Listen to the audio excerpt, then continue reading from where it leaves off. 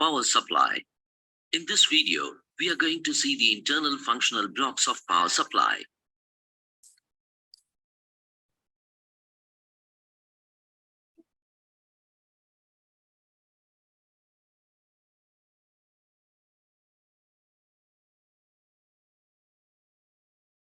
Circuit board of power supply. Step-down transformer. Bridge rectifier. Filter. Regulator. The operation of the power supply by its internal circuit is shown.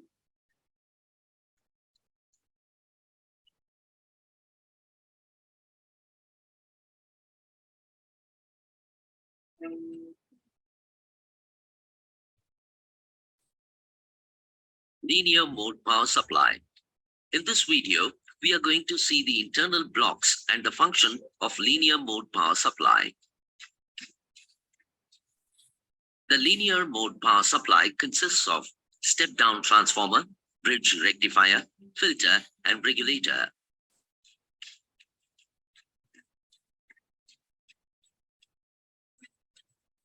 An AC input is given to the step-down transformer. The signal is rectified by the bridge rectifier circuit, filter circuit to remove the ripple component, and regulator circuit gives the regulated DC signal as output. Thus, the regulator, that is constant DC output, is getting from the DC power supply. The input and output waveform of different circuits are shown here. Okay, so I think आपने ये देखा होगा, समझा होगा, ठीक है ना। अब यहाँ से थोड़ा हम बताते हैं कि एक्चुअल में हमको पावर सप्लाई पढ़ना है, ठीक है ना। और पावर सप्लाई क्यों पढ़ना है, आप लोग का सवाल अगर होगा तो जरा हम बता दें कि पावर सप्लाई पढ़ना सिर्फ इसलिए है क्योंकि आप लोग के घरों में, इवन सबके घर में क्या होता है कि जब हम लोग स्मॉलेस्ट चीजों को यूज करते हैं, छोटा छोटा डीसी वोल्टेज का जरूरत जब पड़ता है, तो उस सिचुएशन में क्या होता है ना कि लोगों को चाहिए होता है कि बहुत कम पावर मिले और पावर मिलते रहे लगातार, ठीक है ना। और जैसे ये इलेक्ट्रॉनिक ये जो है ना, ये जो करंट आता है आपके घरों में, इसका पावर कभी अचानक बढ़ सकता है, कभी घट भी सकता है। तो इससे क्या होता है कि बहुत ज्यादा दिक्कत आता है सर्किट में, और आपका जो भी अप्लायंसेस यूज में होगा उसको खराब कर सकता है। तो इसके लिए यूज होता है पावर सप्लाई का। और पावर सप्लाई के लिए आप अगर स्टेबलाइजर वगैरह बड़ा बड़ा देखिएगा कहीं हॉस्पिटल वगैरह में, जब बड़ा सर्किट जहाँ रहता है वहां पर एक पावर सप्लाई रहता है, ठीक है ना। जैसे ये आप देख रही है, यहाँ पर एक वीडियो आप देखिएगा, ठीक है ना। Power supply. In this video, we are going to see the internal functional blocks of power supply. So, actual में ये जो आपका था अभी यहाँ हमारे पास, ठीक है। In this video, we are going. So, यहाँ पर देखिएगा आप, तो अभी ये जो हमारे पास आया हुआ था एक बॉक्स टाइप में जो था हमारे पास, ठीक है ना, और उसका दो पार्ट था। इस तरीके से बहुत सारा इनपुट यहाँ पर निकला हुआ था। ये था हमारा पावर सप्लाई का, ठीक है। Power supply. In this video, we are going to see the internal functional blocks of power supply. ये वाला पावर सप्लाई रहता है, ठीक है। तो ये हमारा नॉर्मल है। अब इस वीडियो को हम यहाँ से हटा लेते हैं, ठीक है, और हम लोग इसको समझ लेते हैं ठीक से, ठीक है।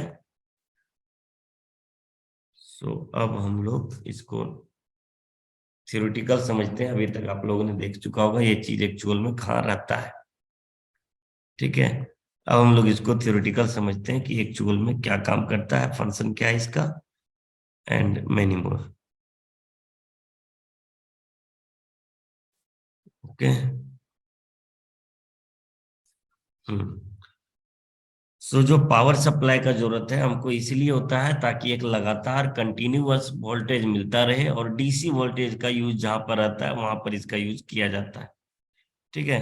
तो ये यूज होता है फॉर द कंटिन्यूअस यूज के लिए, ठीक है ना। जैसे आप लोग जानते होंगे कि 230 या 240 वोल्ट का पावर आपके यहाँ सप्लाई होता है डायरेक्ट बिजली से, ठीक है ना, ट्रांसफार्मर से। लेकिन आपको चाहिए होता है अगर कम 50 वोल्ट मान लीजिए चाहिए होता है, तो इसको कम कैसे करेगा? इसको कम कौन करके, ट्रांसफार्मर वाला तो कम करके नहीं देगा आपको। तो इसके लिए यूज किया जाता है पावर सप्लाई का, ठीक है ना। और ये पावर सप्लाई आपके सिलेबस में है, तो इसको थोड़ा समझ लेते हैं अच्छे से, ठीक है, कि पावर सप्लाई एक्चुअल में क्या होता है। तो पावर सप्लाई इसमें तो हम आपको बता ही दिए, नॉर्मल सा चीज था क्या, कि सबसे ज्यादा ये पहला काम क्या करता है, सबसे फर्स्ट काम करता है ये कि पावर को कम करता है। इसके लिए सबसे पहले हमको क्या चाहिए, एक ट्रांसफार्मर चाहिए होता है। हमको क्या चाहिए होता है, एक ट्रांसफार्मर चाहिए होता है। ट्रांसफार्मर यहाँ बना लेते हैं हम लोग, ठीक है। ट्रांसफार्मर नहीं बनाएंगे, उसका सिंबल बनाएंगे हम लोग, ठीक है। तो ट्रांसफार्मर यहाँ पर हम लोग बना लेते हैं, ओके। सो इस तरीके से होता है ट्रांसफार्मर। और ये हमको यहाँ पर इनपुट सिग्नल को ये लेता है, और ये इनपुट सिग्नल के साथ कुछ नहीं करता है, बस एक काम करता है ये, कि इनपुट सिग्नल जितना भी लिया उसके वैल्यू को कम कर देता है, वैल्यू को कम कर देता है, हम बताएंगे इसका मतलब। तो इनपुट सिग्नल लिया, इसके अंदर क्या होता है कि इस तरीके से नंबर ऑफ टर्न्स करके लपेटा हुआ रहता है। आप लोग सोलेनोइड पढ़े होंगे, कॉइल, कॉइल के जैसा यहाँ पर लपेटा हुआ रहता है, कॉइल ही रहता है वो एक्चुअल में, ठीक है। और ये दो तरह का कॉइल होता है, प्राइमरी कॉइल, एक होता है सेकेंडरी कॉइल।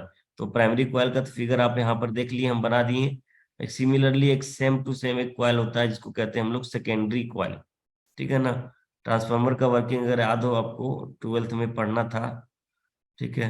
सो ये ट्रांसफार्मर हमारे पास यहाँ पर लगा दिए, ठीक है। पहला कंपोनेंट इसका हमने लगा दिया ट्रांसफार्मर। अब जैसे ही ट्रांसफार्मर लगा दिए तो इसमें इनपुट देंगे, ठीक है। इसमें कॉइल लगा हुआ है ये, ठीक है। और हम लोग क्या करेंगे ना, कि यहाँ से इनपुट एसी देंगे, एसी करंट को देंगे इनपुट, ठीक है। जिसका वोल्टेज कितना रहेगा आपको पता है, 230 वोल्ट रहता है। और एंगुलर फ्रिक्वेंसी उसका 50 रहता है, ओमेगा 50, है ना, 50 हर्ट्स, जो कि बहुत ज्यादा होता है 50 हर्ट्स, ठीक है। और अब जब हम इसको सप्लाई करते हैं ट्रांसफार्मर में, तो ये ट्रांसफार्मर कुछ नहीं करता है, बस इसके फ्रीक्वेंसी को कम कर देता है। मतलब जो एसी करंट है हमारे पास, अगर एसी करंट को हम इस तरीके से शो कर रहे हैं यहाँ पर, तो ये आप देखिए कि ये अगर एसी करंट है, ठीक है ना, तो ये रिजल्ट में क्या देगा, रिजल्ट में ये देगा कंप्लीटली एसी करंट को कमजोर कर देगा। आप ये फिगर देख रहे हो, और इन दोनों में जो कंपेयर करके रिजल्ट बताइएगा, इन दोनों में कंपेयर करके रिजल्ट बताइएगा, क्या रिजल्ट मिल रहा है आपको। What are the result in this two figure. ये दोनों ग्राफ में आपको क्या पता चल रहा है, पहला चीज एम्पलीट्यूड, पहला चीज इसका एम्पलीट्यूड ज्यादा है, और इसका एम्पलीट्यूड आप देखेंगे कम है, बहुत कम है, ठीक है ना। तो ये क्या करता है, एम्पलीट्यूड कम कर देता है। और आपको पता है कि intensity is directly proportional to square of the amplitude.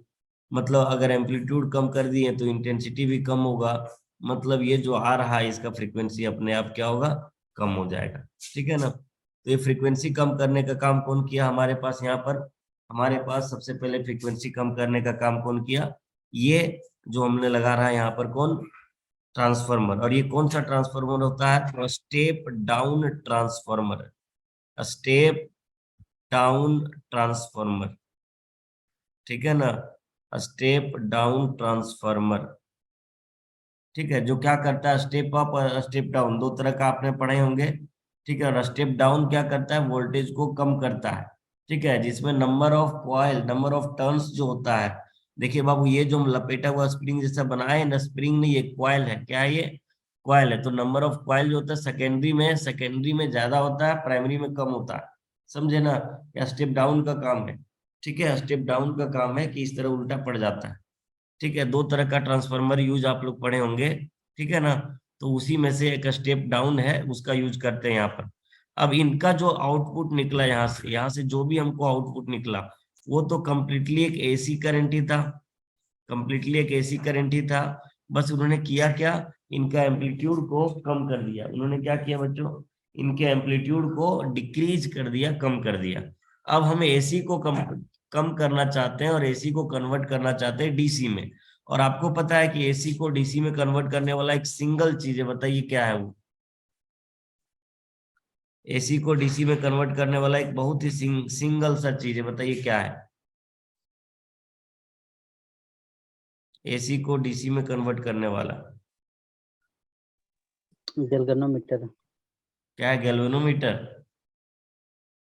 हाँ जी, गैल्वेनोमीटर नहीं होता है। स्मॉल अमाउंट ऑफ को मापता है गैल्वेनोमीटर। गैल्वेनोमीटर करंट को मेजर करता है, वो स्मॉल वैल्यू ऑफ करंट को मेजर करता है। Rectifier.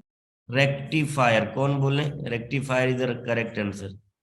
Rectifier is the correct answer, ठीक है, जो भी बोले होंगे रेक्टिफायर यूज करते हैं। आपको याद होगा सेमेस्टर 3 में पढ़ना था, इवन 12th में भी पढ़ना था, रेक्टिफायर जिसको यूनी डायरेक्शनल करंट प्रोड्यूसर भी कहते हैं, जो एक डायरेक्शन में करंट को प्रोड्यूस करता है। तो इसके लिए यहाँ पर 3 तरह का रेक्टिफायर यूज हो सकता है, लेकिन 3 में से यहाँ पर यूज किया जाता है सबसे ज्यादा ब्रिज रेक्टिफायर का, ठीक है। ओके, तो यहाँ पर हमने क्या किया, ब्रिज रेक्टिफायर का यूज कर दिया। जो भी ये इनपुट आया ना, इसको एक दे देगा किसमें? ब्रिज रेक्टिफायर में, ठीक है। इसीलिए हम वो वीडियो दिखाए थे सबसे पहले आप लोग को, ठीक है, ताकि आप लोग उसको समझें, है ना। तो ये ब्रिज रेक्टिफायर आपको यहाँ पर समझ में आ रहा होगा। आप इस तरह से अगर याद हो आपको, तो ब्रिज रेक्टिफायर हम तो बताए थे, ठीक है ना। इसका D1 D2 इस तरह करके 4 तरह का इसमें डायोड लगा हुआ रहता है ना। और 4 तरह का जो डायोड होता है वो एक्चुअल में यहाँ पर वर्क कर रहा होता है, ठीक है। और ये 4 तरह का डायोड होता है। यहाँ से इसको बाहर निकाल लेते हैं हम लोग, इधर से इसको मिला देते हैं, और यहाँ से इसको निकाल करके इसमें मिला देते हैं, ठीक है। तो ये हमको आउटपुट यहाँ पर मिलता है, ठीक है। ये आउटपुट हमको यहाँ पर मिलता है, ठीक है। अब यहाँ पर जो आउटपुट मिला हमको, ये क्या कर रहा होगा? ये क्या है हमारे पास? तो ये है ब्रिज रेक्टिफायर, ठीक है, ब्रिज रेक्टिफायर, ठीक है। ओके, सो ये ब्रिज रेक्टिफायर है, ये स्टेप डाउन ट्रांसफार्मर है। ब्रिज रेक्टिफायर क्या किया? ब्रिज रेक्टिफायर ने क्या किया? तो आप ध्यान से देखेंगे, ब्रिज रेक्टिफायर ने क्या किया कि एक एसी करंट जो आ रहा था उसको कन्वर्ट कर दिया किसमें? डीसी करंट में, है ना। मतलब ये जो नीचे में आप देख रहे हैं, यहाँ से यहाँ गया, अब यहाँ से जो आगे जाएगा वो कैसे जाएगा? तो अब की बार जो जाएगा ना, वो इस तरह से जाएगा, अलग अलग होकर के। मतलब नीचे का पोलरिटी को ये गायब ही कर दिया, नीचे का पोलरिटी को ये खत्म कर दिया, कैंसिल कर दिया, ठीक है। तो ये पोलरिटी जो आ गया, ये आप जो देख पा रहे हो यहाँ पर, ये जो आप देख पा रहे हो, ये काम किया कौन? Bridge rectifier. लेकिन इसमें होता क्या है ना, एक बहुत बहुत ही बढ़िया चीज है, और ये मानना भी जरूरी होता है कि ब्रिज रेक्टिफायर हो या कोई भी रेक्टिफायर हो, कंप्लीटली कंप्लीटली मतलब कि पूरा का पूरा ये कन्वर्ट नहीं कर पाता है, तो हल्का फुल्का जो है इसके अंदर रह जाता है, ठीक है। और क्या रहता है? उसको रिपल कहते हैं। क्या कहते हैं उसको? रिपल कहते हैं, ठीक है। तो हल्का फुल्का इसमें एसी करंट जो है बचा हुआ रह जाता है, ठीक है, एसी करंट का हल्का सा गुण रह जाता है। इसके लिए यूज करते हैं फिल्टर को, इसके लिए यूज करते हैं फिल्टर को। और फिल्टर भी 3 तरह का होता है, लेकिन यहाँ पर अगर ज्यादा एक्यूरेट चीज चाहिए हमको, तो एल फिल्टर का यूज किया जाता है, इंडक्टर फिल्टर का, क्योंकि फिल्टर हम आगे पढ़ाएंगे आपको। और अगर हल्का फुल्का चेंज चाहिए, हल्का फुल्का हमको चाहिए, तो इसके लिए कैपेसिटर फिल्टर का यूज किया जाता है, ठीक है। तो ये हुआ हमारे पास फिल्टर, और इस फिल्टर का सिग्नल सर्किट हम यहाँ पर आपको दिखा रहे हैं, ठीक है। So this is filter circuit. ये यहाँ पर फिल्टर सर्किट का यूज होता है, और इनका काम क्या है कि जो भी हल्का सा इसमें क्या होगा, इलेक्ट्रिक एसी करंट का गुण बचा होगा, उसको वो क्या करेगा? रिमूव कर देगा। रिमूव कर देगा तो ये क्या होगा? एकदम एकदम ही अलग हो जाएगा इस तरीके से, ठीक है। ये इस तरीके से बिल्कुल डिफरेंट दिखाई देगा। मतलब अब एसी करंट मतलब अल्टरनेटिंग करंट इसमें अब रहा ही नहीं, ठीक है। लेकिन ऐसा होता है कि इसके बाद जो हमको आउटपुट मिला है, इस आउटपुट में बहुत तरह का डिस्टॉर्शन आ जाता है, परेशानी आ जाता है, ठीक है ना। जैसे ऐसा हुआ कि कभी अचानक से अगर यहाँ पर सर्किट में करंट का वैल्यू क्या हुआ, बढ़ गया। जब यहाँ पर शुरुआत में जो दिए थे सर्किट में, यहाँ पर करंट का वैल्यू बढ़ गया, तो ये जो यहाँ लगा हुआ फिल्टर, ये कुछ भी नहीं कर पाता। ये मतलब कि ये करंट को फिल्टर नहीं कर पाता है। इसके कारण से आपका नेक्स्ट अप्लायंसेस जो होगा वो डैमेज भी हो सकता है, ठीक है। मतलब अगर करंट फ्लक्चुएट कर रहा है, एक सेकेंड, अगर करंट आपका फ्लक्चुएट कर रहा है तो प्रॉब्लम बढ़ सकता है, ठीक है। तो एक रेगुलर पावर सप्लाई के लिए यहाँ पर लास्ट में लगाया जाता है रेगुलेटर को। और ये रेगुलेटर क्या काम करता है, ये रेगुलेटर जो है ये क्या काम करता है कि किसी भी तरह का प्रॉब्लम को ये आने नहीं देता है, ठीक है। मतलब किसी भी तरीके से यहाँ पर कोई भी प्रॉब्लम को आने नहीं देता है। हाँ, प्रॉब्लम आने का मतलब क्या हुआ, प्रॉब्लम आने का मतलब क्या हुआ, समझेंगे। प्रॉब्लम आने का मतलब हुआ डिस्टॉर्शन नहीं होगा। अगर सर्किट में करंट अचानक से बढ़ भी जाता है तो कोई प्रॉब्लम आपको नहीं होगा। और ये रेगुलेटर जो होता है, आपको पता हो जेनर डायोड, जेनर डायोड अगर आप पढ़े होंगे तो जेनर डायोड का यूज कहाँ किया जाता है, एज ए वोल्टेज रेगुलेटर।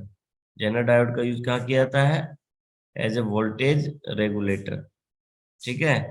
तो ये जेनर डायोड का यूज करके वोल्टेज रेगुलेटर में यूज किया जाता है, ठीक है। तो ये हमारे पास जो बन गया, ये रेगुलेटर सर्किट बन गया है, ठीक है, रेगुलेटर सर्किट बन गया है, ठीक है। तो आपको क्वेश्चन क्या पूछेगा इसमें, क्वेश्चन पूछेगा draw the neat and clean diagram of power supply and explain it, बस इतना ही आपको पूछेगा, ठीक है। क्वेश्चन यहाँ पर लिख दे रहे हैं, ठीक है। Draw the neat and clean diagram, neat and clean diagram of power supply, diagram of power supply, ठीक है।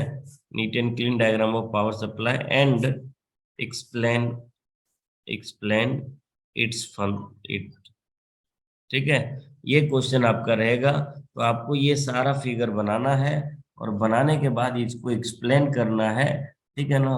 और ये एक्सप्लेनेशन हम आपको अभी बता दिए हैं, ठीक है। अलॉन्ग विथ आपको ये नोट्स बना करके हम अभी आपके ग्रुप में सेंड भी कर दे रहे हैं, ठीक है, टाइप किया हुआ नोट्स है, ठीक है, मोबाइल से ही टाइप किए। सो ये हमारा था आज का पावर सप्लाई, ठीक है। अब इसमें देखिए हम लोग क्या कह रहे हैं, इसका यूज कहाँ किया जाता है।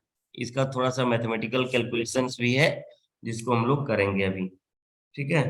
मैथमेटिकल कैलकुलेशन हल्का सा है, इसमें बहुत ज्यादा नहीं है, तो इसको करते हैं हम लोग,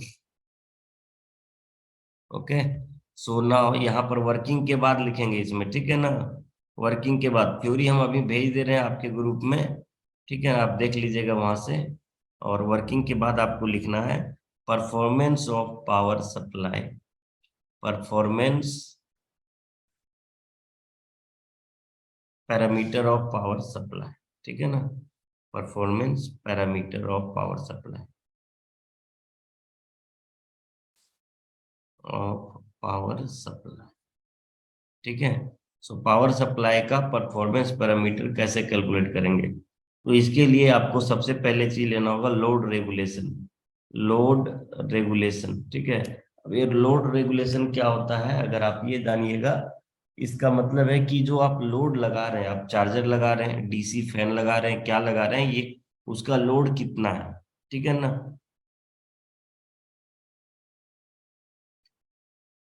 ओके, उसका लोड कितना है ये आपको पता करना होगा। सो जब लोड हम लोग ले लेंगे इसके लिए, ठीक है, सो लोड रेगुलेशन से हम लोग पता कर सकते हैं। मान लीजिए कि लोड रेगुलेशन जो है हमारे पास कितना है, जिसको एल आर लिखेंगे, हम लोग एल आर लिखेंगे। और ये लोड रेगुलेशन एक्चुअल में कितना होगा, तो डिपेंड करता है कि हमको नॉर्मल या तो लोवेस्ट, लोवेस्ट हमको कितना चेंज चाहिए। तो वी एन एल का मतलब है लोवेस्ट, ठीक है ना, लोवेस्ट रिंग। और ये है वी एफ एल मतलब, वी एफ एल मतलब फाइनल और कह सकते हैं मैक्सिमम रीडिंग, ठीक है ना। एक सेकेंड, ये दूसरा एफ लिखा गया है ना।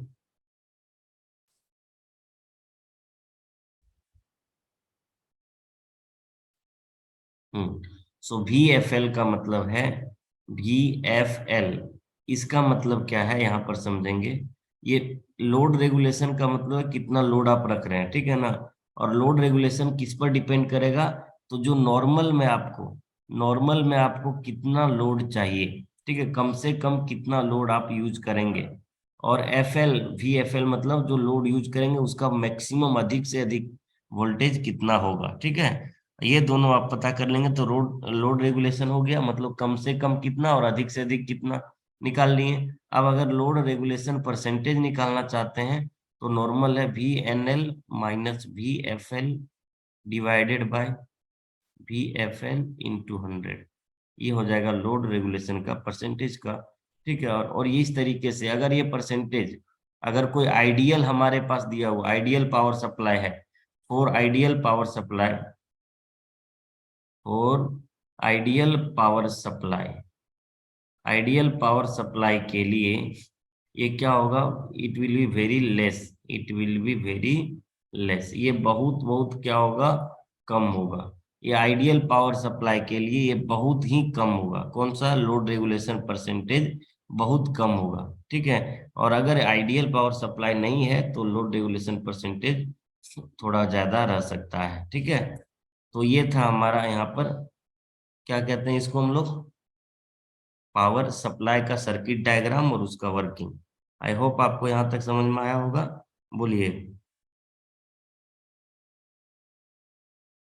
समझ गए यहाँ तक। तो ये था लोड रेगुलेशन पावर सप्लाई, ठीक है ना। आई होप यहाँ तक आपको समझ में आ चुका होगा। आप लोग बोलते नहीं है, कोई पता नहीं रिकॉर्डिंग से डर लगता है क्या जी, बोलते नहीं है, ठीक है। वर्किंग इसका समझना बहुत समझ जरूरी है, वर्किंग ज्यादा जरूरी है, थोड़ा एक बार फिर से देख लो। वर्किंग ज्यादा जरूरी है। ये क्या करता है, जैसे आपको चार्ज करना है मोबाइल, ठीक है ना। आप मोबाइल चार्ज करना है तो क्या करोगे, दोनों तार जो आया लाइन से उसको डायरेक्ट जोड़ दोगे क्या, डायरेक्ट तो नहीं जोड़ते होंगे, कितने लोग जोड़ते हैं भाई, जोड़ते हैं कोई direct, okay. So dear students, यहाँ तक हम बोल रहे थे कि अगर आपको चार्जिंग करना है, डीसी बल्ब लगाना है, तो इन सब में क्या चाहिए हमको, वोल्टेज कम करना होगा। ये 230 वोल्ट अगर लगा देंगे तो डीसी बल्ब उड़ेगा, साथ में अगल बगल वाला आदमी भी चल देगा, समझे। तो इसके लिए क्या चाहिए, पावर सप्लाई चाहिए हमको, ठीक है ना। तो हर एक छोटा से छोटा इलेक्ट्रॉनिक डिवाइस में इतना बड़ा ये अप्लियंसेस लगाया जाता है, ठीक है। और ये इतना बड़ा अप्लियंसेस मतलब वो जितना बड़ा मशीन दिखाए थे वीडियो में उतना बड़ा मशीन नहीं होता है। चार्जर आप अगर कभी तोड़ोगे तो तोड़ के देखना, उसमें छोटा मोटा सब चीज रहता है, ये भी रहता है, ये भी रहता है, ये भी रहता है और ये भी रहता है, ठीक है। यहाँ पर सबका फंक्शन आपको समझ में आना चाहिए। ये जो हमारे पास ये स्टेप डाउन ट्रांसफार्मर है, ट्रांसफार्मर का काम होता है क्या, वोल्टेज को ट्रांसफर करना, ठीक है ना। अगर स्टेप डाउन ट्रांसफार्मर है तो वोल्टेज कम करेगा, स्टेप अप ट्रांसफार्मर है तो वोल्टेज को बढ़ा देगा। नेक्स्ट है एसी सर्किट। अब अच्छा, ट्रांसफार्मर काम कैसे करता है ये जानना हो तो फिर इसको अलग दिन हम कभी बताएंगे, ठीक है। बहुत मजेदार टॉपिक है, ठीक है। नंबर ऑफ टर्न्स ज्यादा होता है और इसके बाद कभी प्राइमरी कॉइल में नंबर ऑफ टर्न्स ज्यादा हो जाएगा, कभी सेकेंडरी में नंबर ऑफ टर्न्स ज्यादा हो जाएगा। और ये जब नंबर ऑफ टर्न्स ज्यादा होगा, टर्न्स का मतलब समझते हो, तार को लपेटे हो कभी अपने घरों में, तार लपेटे हो ना, तो वो लपेटना, एक बार लपेट दोगे ना कहेंगे 1 टर्न कंप्लीट हो गया, एक बार घुमा लिए तो 1 टर्न कंप्लीट हो गया। उसी तरीके से number of turns per depend करता है, ठीक है। इसके अलावा इसमें जो है सो एक कॉइल होता है पूरा सर्कुलर, रेक्टेंगुलर कॉइल, और उस कॉइल के अंदर पूरा जो है सो वायर लपेटा जाता है, पतला पतला पतला पतला वायर, ठीक है, कॉइल के बाहर में, ठीक है। तो ये हुआ। अब इसके बाद ब्रिज रेक्टिफायर का वर्किंग पिछले सेमेस्टर में पढ़े होंगे, फिल्टर का वर्किंग आज पढ़ेंगे, आज नहीं मतलब इसी सेमेस्टर में पढ़ेंगे। और फिर रेगुलेटर का काम, zener diode used as voltage regulator, ये आप पढ़े होंगे। तो इस तरीके से ये चारों का यूज किया जाता है for a constant and saturated power supply, ठीक है। अगर सेचुरेटेड पावर सप्लाई चाहिए तो ये चारों का हमको यूज करना पड़ेगा। और बिना किसी चारों के यूज किए हम लोग को नहीं मिलेगा। ठीक है, आप सोच रहे होंगे कि इसका क्या यूज है लास्ट में जो रेगुलेटर है। तो बता दें, रेगुलेटर का यूज इसलिए होता है क्योंकि अगर अचानक से आपका सर्किट में करंट बढ़ गया तो आपका फ्यूज नीचे गिर जाएगा, और फ्यूज गिर जाएगा इसके कारण से करंट आना आपके पास बंद हो जाएगा।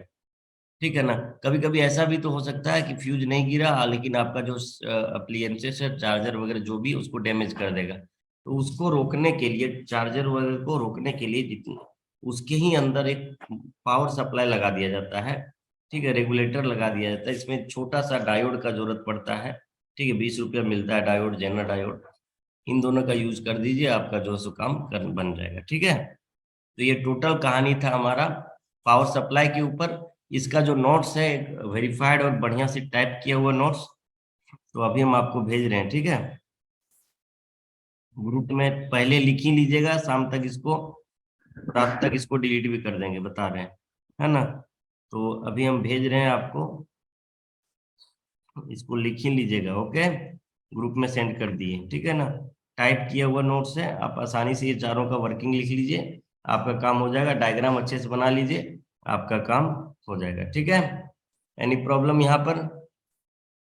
किसी को भी कोई प्रॉब्लम नहीं है? ओके ओके, सो अभी अभी तक यहीं रखते हैं, बाकी अगले क्लास में। ठीक है, देवांशु कुमार, ये आपका यहाँ क्यों आएगा जी? आप लोग तुरंत लेफ्ट ले लीजिए, तो तुरंत